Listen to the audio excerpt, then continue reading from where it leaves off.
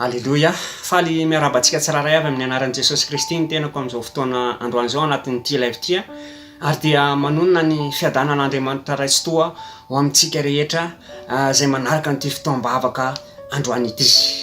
Voalohany indrindra dia misaotra an'Andriamanitra satria avy amin'Andriamanitra izao fotoana izao. Avy amin'ny zavatra rehetra satria izy ny tompon'ny hery sy ny fahefana. Tompon'izao rehetra izao izy, mendrika ho anazy ny tera. Mendrika ho anazy ny laza ary dia makasitraka ny mpanompony ihany koa dokotera Rina Mivaty mbola namiana sehatra ary fahatokisana amin'izao asa fanompona izao izay ahafahana indray mifampahery amintsika tsiraray avy ao anatin'izao volan'ny fahatokiana izao rehefa lasa ranabavy malala dia manentana antsika hoe partageo ny live-tsika, partageo maximum satria androany dia hiasa entindray Andriamanitra sy ny voninahiny. Sika dia matoky an'ilay Andriamanitra lehibe indrindra. Sika dia matoky an'ilay Andriamanitra ny fahasoavana, ny Andriamanitra ny fiadanana izay manakaram-pahasoavana ary izany indrindra no mbola tombontsoa lehibe ho antsika tsiraray avy izay manaraka an'ity fotoam-bavaka ity tena milaza aminao fa tsy hanenina ianao anatin'izao fotoana izao hisy fampahirizana ho raisinao eto androany hisy vavaka ihany koa eto fijoroana vavolombelona izay rahantsika amin'ireo namana ary dia makasitraka ihany koa ny teknisianina izay miaraka amintsika eto amin'izao fotoana izao hivavaka isika metraka ny fotoana eo am-pelantanan'Andriamanitra satria tsy vitantsika amin'ny kery, tsy vitantsika amin'ny tanjaka ny zavatra ataontsika eto.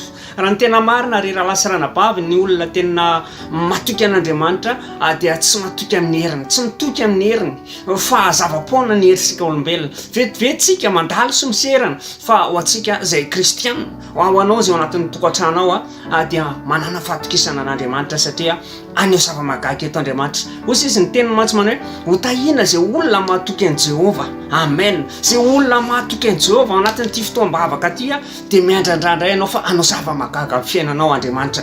Ao anatin'ity volana ity araka ny teny faminaniana ato anatin'izao ministera izao dia hoe fahatokiana, mahatokintsika fa ny zavatra rehetra dia hain'Andriamanitra atao ary tsy ho diso anjara amin'izany ny olona izay manaraka n'ity fotoam-bavaka ity. Mivavaka isika satria ilaina ny vavaka fa miatrantsika ny fotoana eo am-pelantanan'Andriamanitra amin'ny zavatra rehetra. Ilaintsika ny fanatrihan'Andriamanitra, ilaintsika ny fiasan'ny fanamasina, ilaina koa tsika bebaka manadino fahotantsika manala izay rehetra tsy araka sitrapon'Andriamanitra indrindra fa rehefa mihaona amin'Andriamanitra tahaka izao raha te hahita zavatra, te hahatsapa zavatra isika dia mila manolo tena vaovao tsika, mila manamasina ny fiainantsika eo am-pelantanan'Andriamanitra ary tokony hanaroantsika hoe zao ny fotoana mety ahafahantsika manolo tena vaovao indray eo anatrihan'Andriamanitra. Ny vavaka ao ataontsika eto koa dia andrava, anapatapaka izay rehetra karazana blocage indray eto androany. Mety hoe any amin'ny réseaux sociaux isan-karazany any mety ao anatin'ny tokantrano manaraka ity fotoam-bavaka ity be dia be ny olona mangeta eto satria izao ilay vaninandro izay tena hoe ahafahantsika tena hoe mitady an'Andriamanitra, mitadiava an'i Jehova dia mbola hita hozy izy vombarany ten'Andriamanitra ka tsao ny tavany, ka tsao ny heriny satria raha tsika mikatsaka an'izany tavan'Andriamanitra zany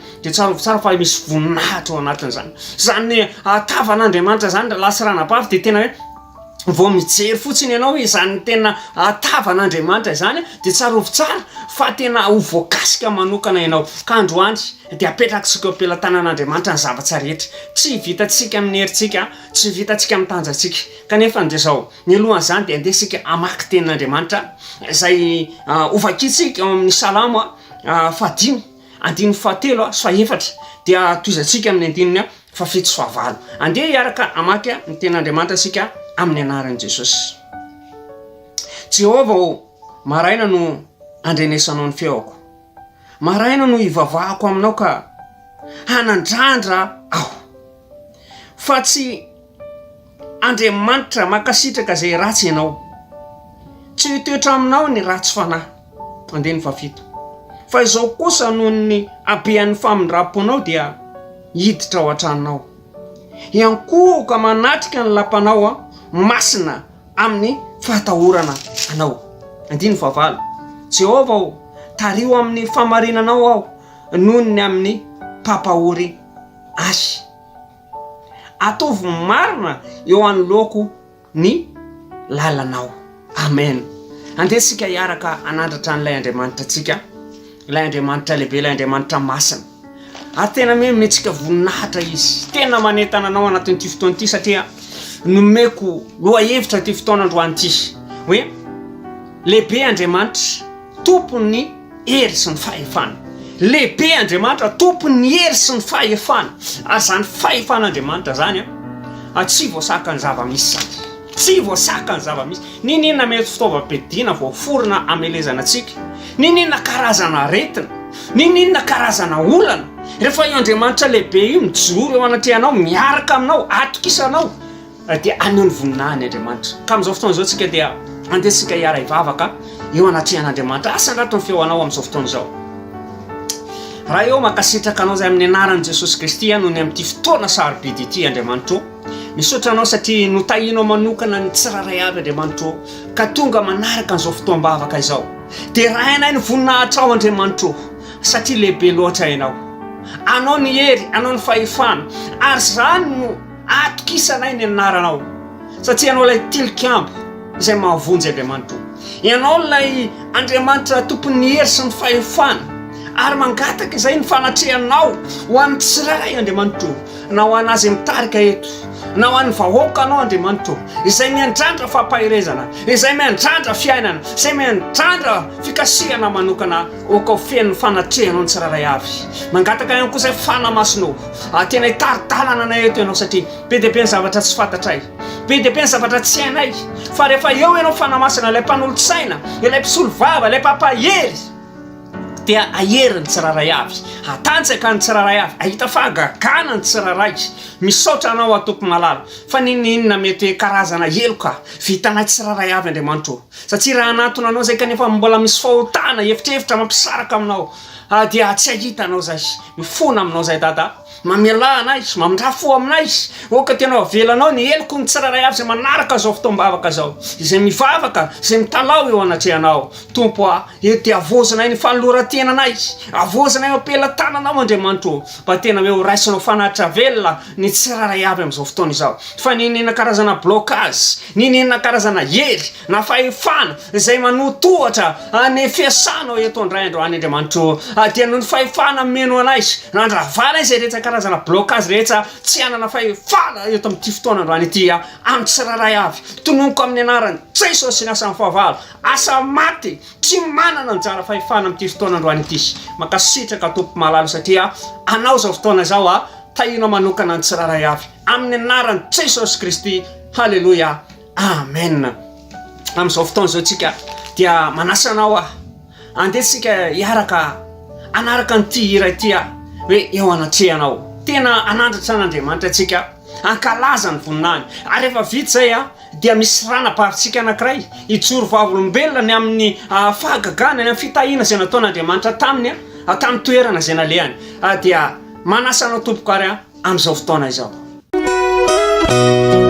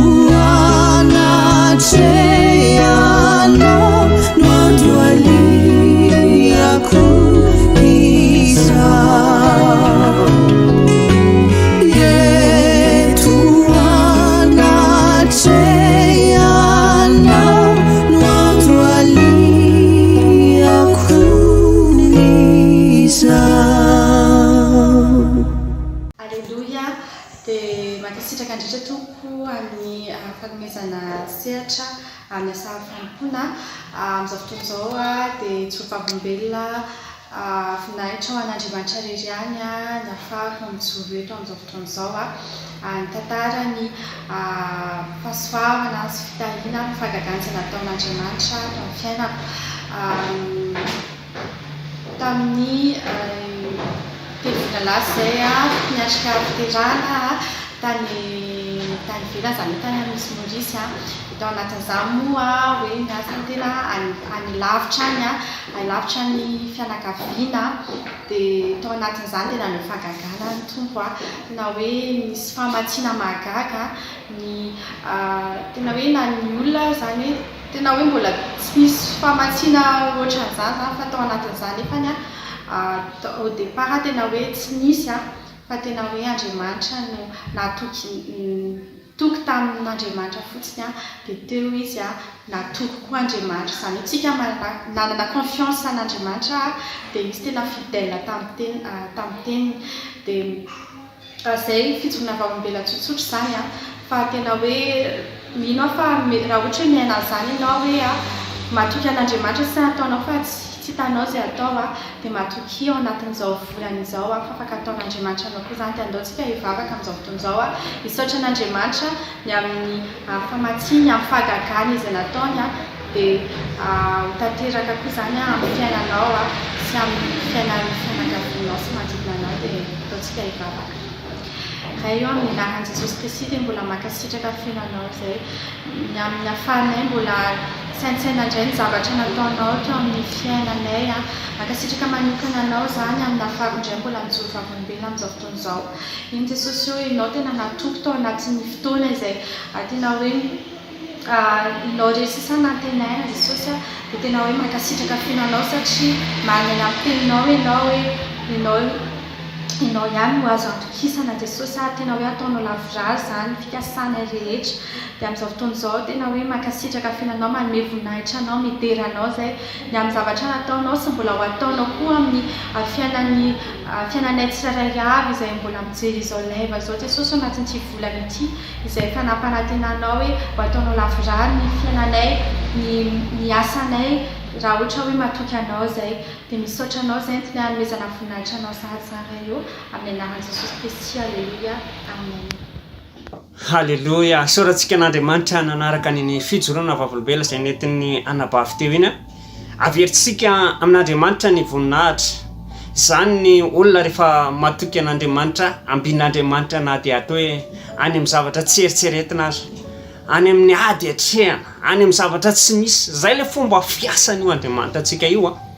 Mety hoe misy zavatra tena hoe tsy ananantsika, fa rehefa miseho Andriamanitra, rehefa matoky an'Andriamanitra asika, rehefa mametraka ny maizy azy an'ilay Andriamanitra izay tompontsika asika, dia ain'Andriamanitra mitany fiainantsika. Amin'izao fotoana zao dia anaraka fampahirezana isika, fampahirezana izay hoentiko aminao androany ao anatin'izao volan'ny fahatokehana izao a, dia araky ny thème nentiko amintsika hoe lehibe Andriamanitra, tompon'ny hery sy ny fahefana. Amen. Andeha hivavaka isika hiara ametraka ny tenin'Andriamanitra eo am-pelatanan'Andriamanitra.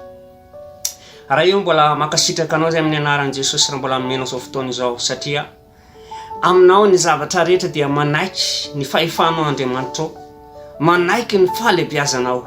Tompo eto indray zay dia mihaino ny teninao.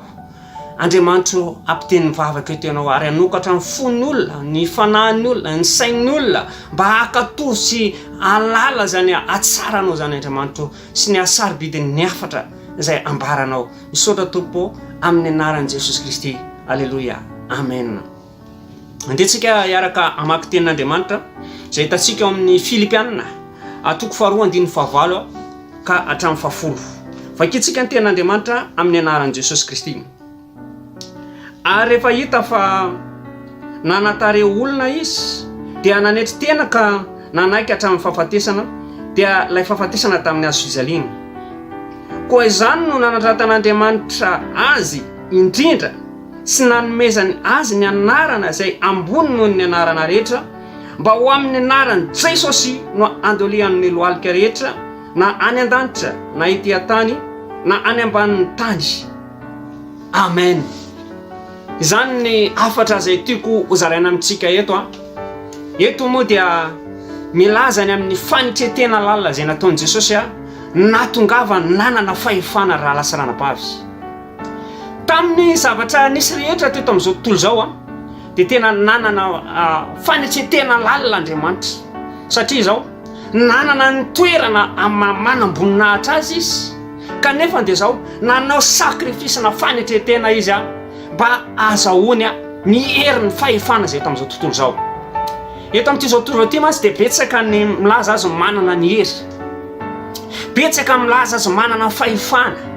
Na ny olombelona izy ny fironan'Andriamanitra, izay matetika misy olona tena manao tsinitsinina an'Andriamanitra, milaza tsy misy Andriamanitra. Matetika ihany koa na ny vola ihany koa mety milaza tsy miteny izy fa mamoana anazy dia misarika ny olona, mampiasa ny fahefany andavy ny olona.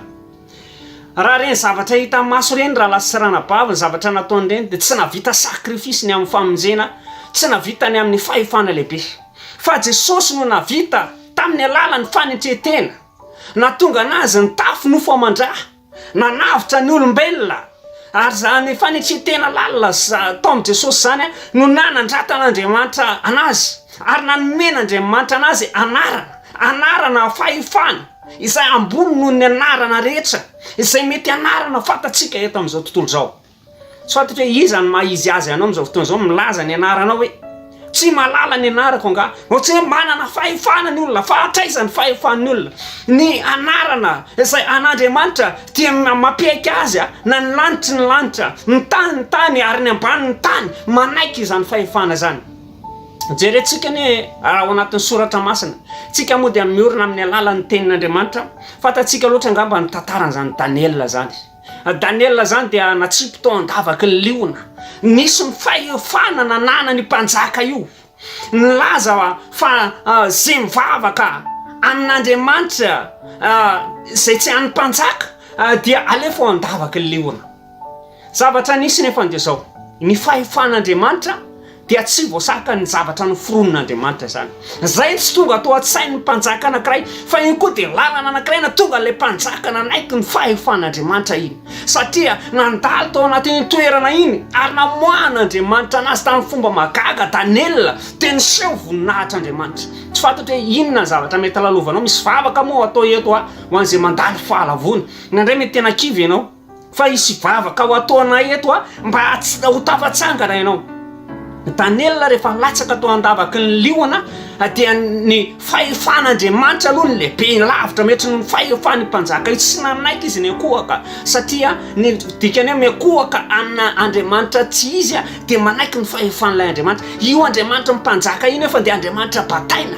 Io Andriamanitra mpanjaka io nefa dia Andriamanitra tsy mavita na inona na inona. Be dia be io niaraka tamin'io mpanjaka io zay lanina lefa tao dia nohan'ny liona mierina mitady zay arapany satria nona izy karaha tsy manana fahefana ohatrany hoe jerevy tsara zao ny olona anankiray ohatrany miompy liona izy fatany ny tompony vao manao karavasy fotsiny izy dia mandositra izany kanefa be dia be ny tompona liona hoan'ny liona rehefa manaraka ianao misy karazana document reny be dia be nohany satria ny fahefana dia ao anatin'ny amin'ny herin'Andriamanitra zay ny fahefana. Fa raha ohatra ka fahefana izay apetraka Andriamanitra ao anatinao ka tsy anajana ao an'Andriamanitra dia overy ianao, overy ny voninahitra, tsy hanana fahasoavana ianao irotsaka eo amin'ny fiainanao. Mampahery antsika satria be dia be ny zanak'Andriamanitra amin'izao fotoana izao sarihan'ny fahavalo ataon'ny fahavalo zay mahalavo anazy ka ndray dia tsy mahita zany hoe fahefan'Andriamanitra zany.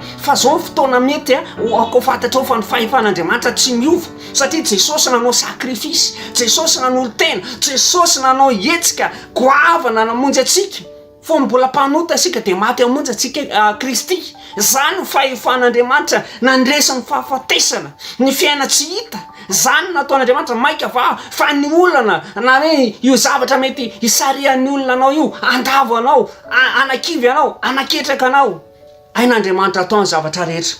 Ekena fa misy ny olana eto amin'izao tontolo izao ny fahavalo dia romotra amin'izao vanandro farany izao.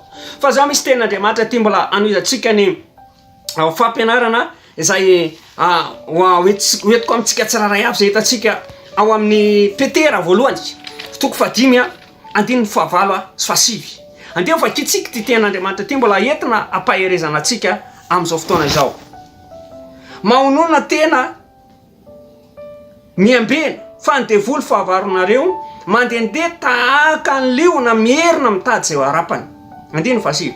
Toery izy ka miorena tsara amin'ny finoana ianareo satria fantatrareo fa izany fahoriana zany dia manjoa ny rahalahy ianareo rehetra eran'izao tontolo izao.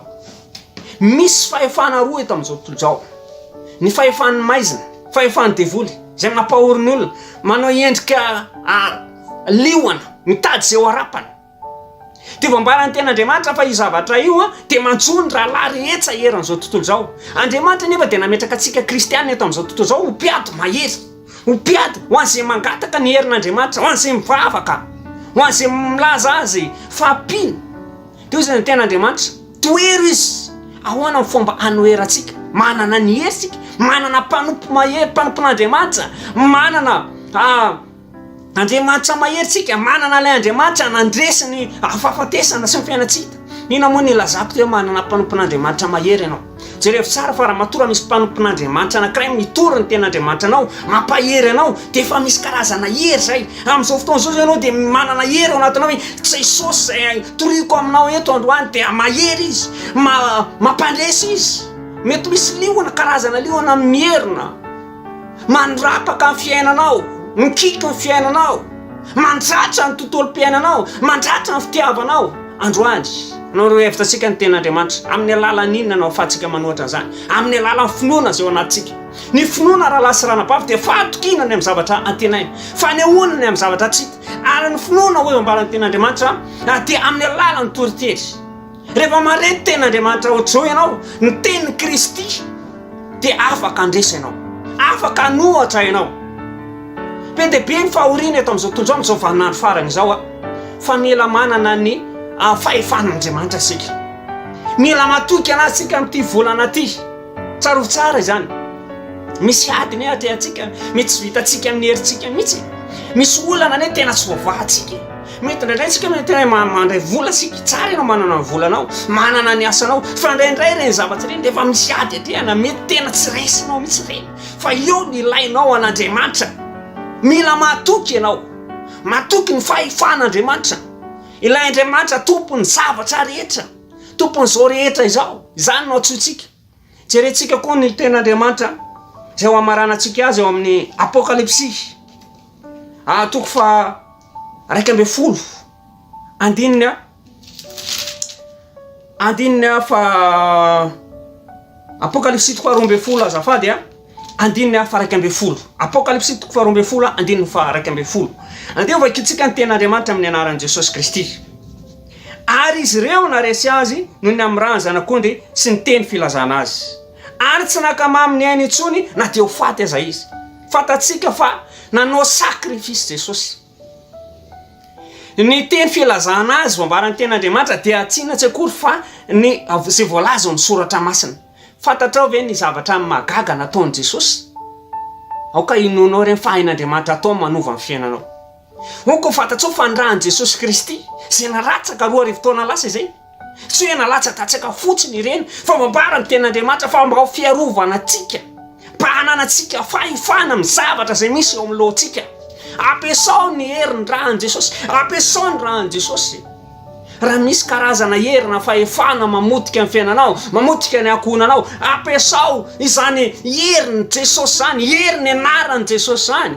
Fa rehefa eo zany, rehefa tonononao zany, tonononao tsy hoe tononona fotsiny. Be dia be mantsy manonona ny anaran'i Jesosy, manonona foana ny anaran'Andriamanitra. Ay Andriamanitra, avonjeo Andriamanitra, nefa mifony mbola lavitra n'Andriamanitra. Fa raha ohatsy ianao tena hoe manana fitiavana n'Andriamanitra, manana finoana hoe io Andriamanitra lehibe io inoko fa hanao zava-magaga, dia iova amin'ny fiainanao.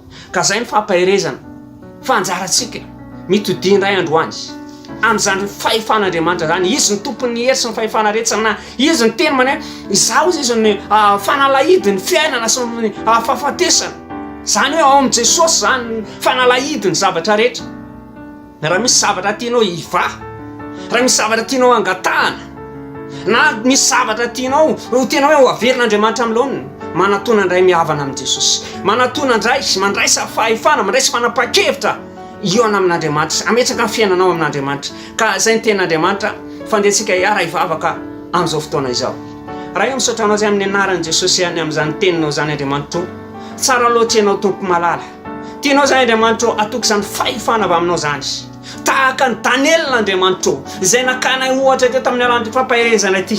Na dia atao anatin'ny liona aza, ao anatin'ny toerana izay tsy hita hoe ahoana na avonjy anahy, dia any ianao Andriamanitra. Araka ny teninao, na aiza misy anareo dia any na any amin'ny fiaina tsy hita, na aiza na any amin'ny lavaka tsy hitanao ary, dia any ianao Andriamanitra. Eny tompo malala, ireto izay dia miverina amin'ny fahatokisana anao, mametraka indray izay hoe ny fahefana rehetra Andriamanitra na mpitondra io na iza, dia ianao ny tompon'izany fahefana izany. Misaotra tompo satria lehibe loatra ianao ary matoky ianao zay amin'ny anaran'i Jesosy. Alleluia, amen. Alleluia. Isaorantsika n'Andriamanitra nanaraka fampahirezana teo ary rahalasy ranabavy malala. Amin'izao fotoana izao dia mbola misy anabavintsika hitondratsika ao anatin'ny vavaka. Maro mantsy ny olona izay mandalo karazana fahalavona amin'izao fotoana izao. Ozy ny mambaran'ny ten'Andriamanitra any milaza manao hoe any aparany any izy dia hiamangatsika ny fitiavany maro.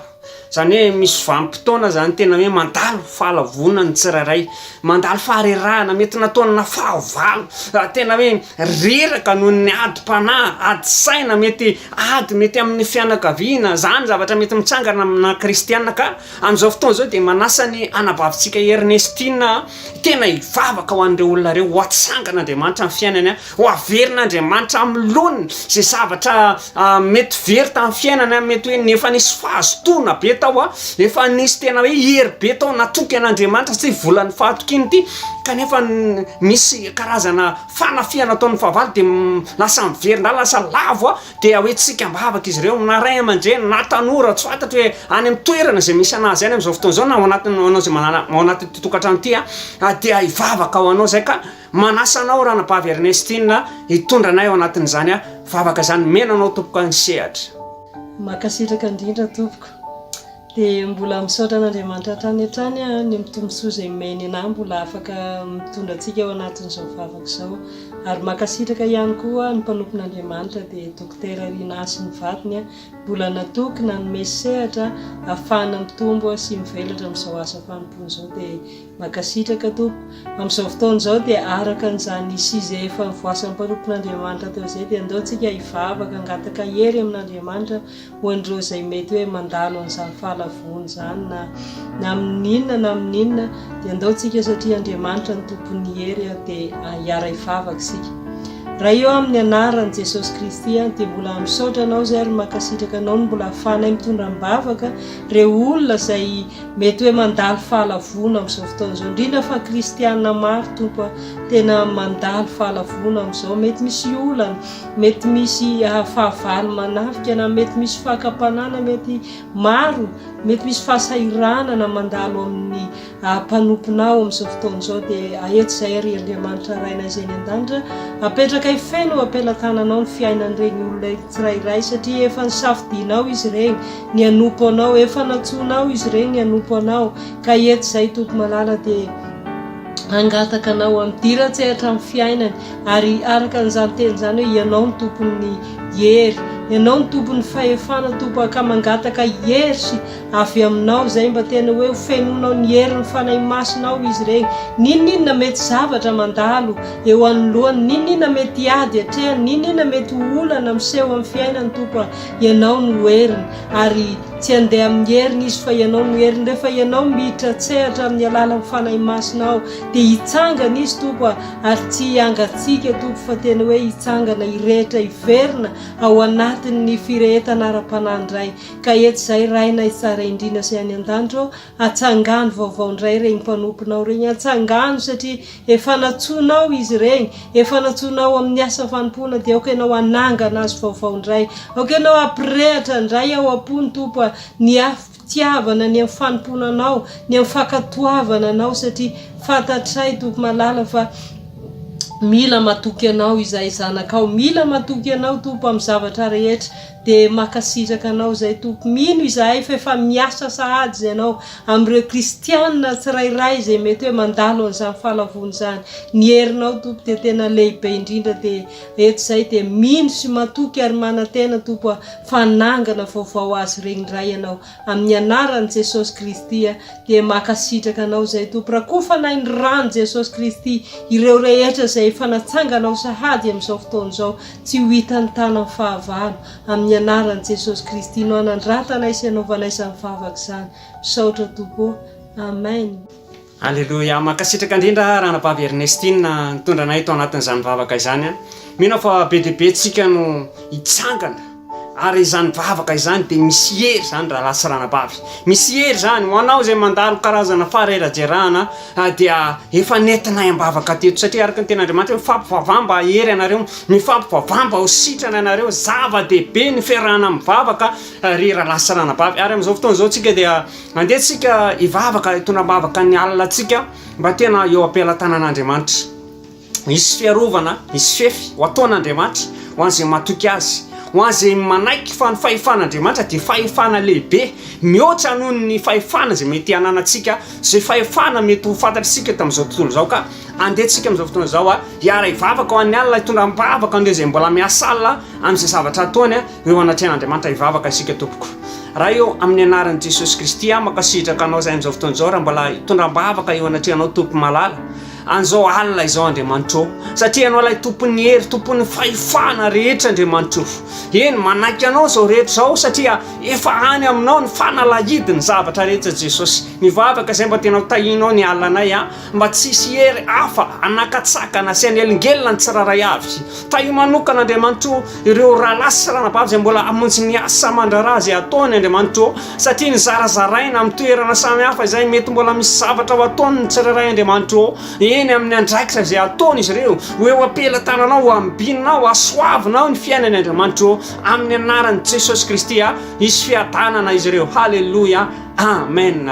Amen. Andetsika hiara hisaotra an'Andriamanitra tamin'ity fotoan'androany ity meo voninahitra Andriamanitra raha lasa ranabavy tamin'ny zavatra rehetra izay nitahin'Andriamanitra tsika tsiraray avy. Ka andetsika amin'izao fotoana izao hiara akalaza an'Andriamanitra, hiara ame voninahitra an'Andriamanitra amin'izao fotoana izao asandraha tao feo atsika raha io mbola misaotra anao zay amin'ny anaran'i Jesosy Kristy ny amin'ity fotoana androany ity zay nahafahanay nitady ny tavanao Andriamanitro hafahanay nikatsaka ny voninahitra ao Andriamanitro misaotra za tsy tanteraka zao fotoana zao noho ny fahasoavanao noho ny fiarovanao noho ny herinao Andriamanitro dia tena hoe tanteraka ty fotoana androany ity makasitraka anao zay Andriamanitro asandratra ny anaranao mena voninahitra ianao amin'ny anaran'i Jesosy Kristy halleluja amen tahina Andriamanitra sika tompoko andeha arazara teny fahasoavana sika zay hitantsika misalama 7:24 entoko fahasoavana samindram-pona anaraka atsika amin'ny andro retsahianantsika dia toetra ohatran'i Jehova andro lava isika amen dia samy tahina Andriamanitra sika tompoko